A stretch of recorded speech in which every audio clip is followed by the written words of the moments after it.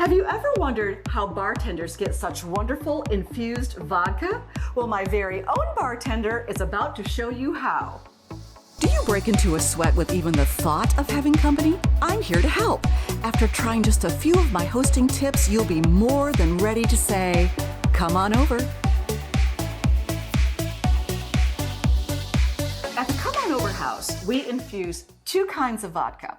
We start with a plain vodka, but then what we like to use for our martinis is a lemon-infused vodka for a lemon drop martini, which, whoo, great maker of those, and habanero-infused vodka for the Jimmy martini. So Jimmy, who looks like he's about to go into some sort of surgery. No surgery today. Well, surgery on the habanero. Yeah. He's going to show you how he makes the habanero vodka happen first. Okay, so number one, glove up, right? Most important thing. Because is to put gloves on. You only make that mistake one time where you don't wear gloves. Contacts and you don't have your gloves on. Yeah. You're like, yeah. Okay. So what do? First of all, we grow our own habaneros. This is just an orange habanero. Yeah. Jimmy has become the pepper farmer, and he is going to show you how he works with the habanero for the vodka. So go ahead with that. Yeah. So basically, you're just going to take a habanero, cut the top off. I usually cut it in half. Take out the membrane and the seeds. With your hand, okay. Yeah, you can just pull those out. You can cut it off with a knife, but this one's very fresh, just come out of the... Now the seeds make it even hotter, and we don't really want that, right? Right. And then I basically just cut it into strips. That allows more of the habanero oil to infuse the vodka. The part you don't want touching your contact when the oil. Yeah. And then about how many habaneros do you think you need for this size of a bottle? For this size bottle, we usually use about 3 or 4. Okay. So now we're just dropping them right down in. Yep. Right? Yep. Just put them. And then what happens? Straight into the vodka. Then we're going to put this in a dark place for about a month. Okay, and so that's what takes so long. That's why people don't usually do this, is that it just seems like it takes forever.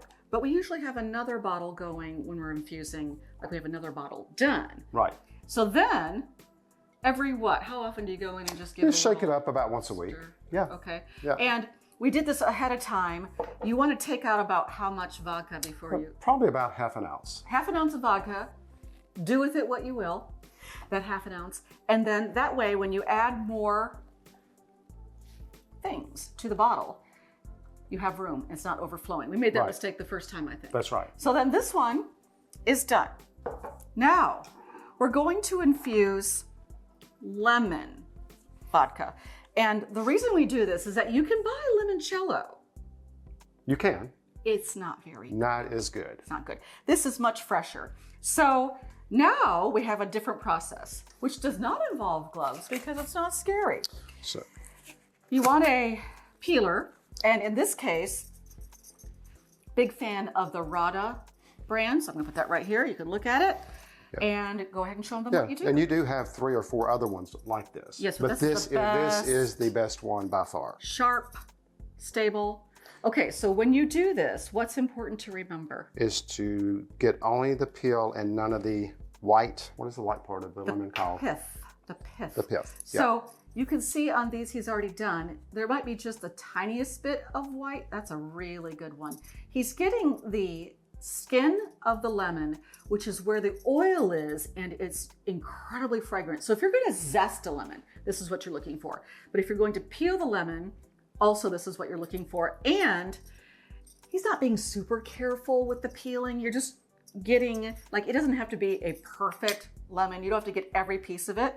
And then you poured out your half an ounce, not judging where that half ounce went, and then you just shove them into the bottle. Literally, you are just shoving them down in, and you can see they're settling down here on the bottom. Now, we tend to go a little heavier with the lemon peel. We do, yeah, and this will infuse probably for about 2 months. Even longer, because it is not as strong as the habanero. So it smells strong, but it actually takes longer to infuse. So we usually have something else going while we're infusing. So this is how yellow it should look when it's infused. Now, there's only one way to find out if your vodka has infused to the level you want. And what would that be? To taste test it. To taste it. Which I volunteer to do whenever we need to see if it's ready. So he's not a lemon drinker, but he will test the lemon vodka. I'm not a big fan of just straight up anything. So he'll test that, but the one you really want to test is the habanero, right? Correct, yeah. Because if you leave it in there too long, it will get just way too spicy, too hot. And we've done that. And we've done that. And the fix to that would be to buy another bottle of vodka and then mix them together. So that you're diluting yeah, it. so you're diluting it with another bottle. But we've only really done that once. Just one time. And it was a gift that we did for, so we had to have them bring their gift back and then even out the mix of the habanero. And we have actually made the Jimmy Martini, which we have a video of us doing, and we'll link that down below. We actually did serve one that was so strong that we were all like gasping. So he went ahead and diluted it. Right. At that time. We actually had some just vodka on hand and he diluted it. But if you're checking it, if you're stirring it like this every, what? About once a week. Days once a week, probably. Yeah. We keep ours in the pantry because it's so dark in there. And if we get something out of the pantry, we'll just go in and, yeah, that's good. Yeah, it's good. Now, once they're infused to the level you want, what do you do? Then you strain them. You just get a strainer and pour it out. Remove all of and the easiest way to do it is to keep empty bottles so that when you are ready to strain this, you can just pour it into another bottle, have the strainer on top to keep all the habanero and the lemon.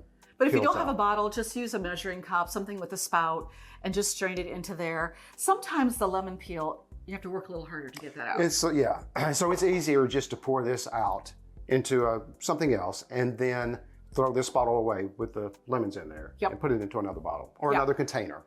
Something like that. Yeah.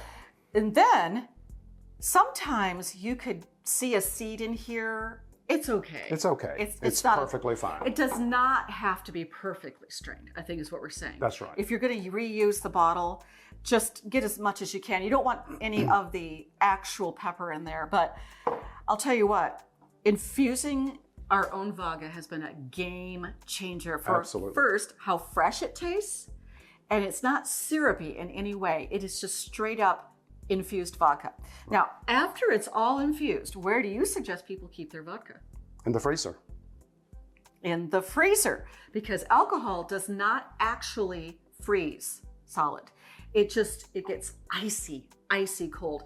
And for martinis particularly, we freeze the glass to get it icy cold. Then the vodka is super icy cold. Right. And when we shake that up with ice in the shaker, it comes out so cold.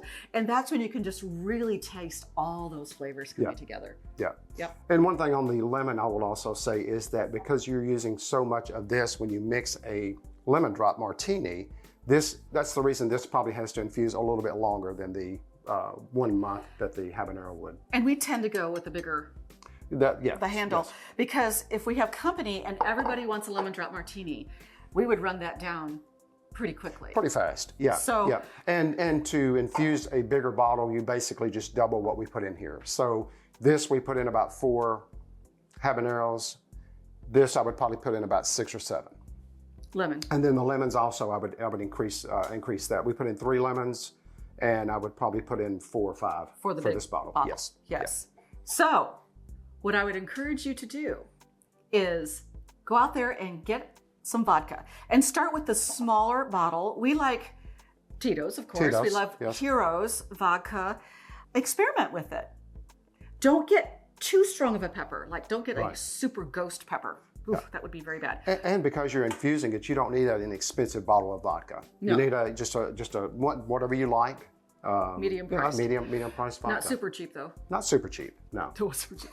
Never want super cheap unless you're cleaning with it. Another show. But get the vodka you like, infuse it, and be ready to make martinis for a party coming soon to your house.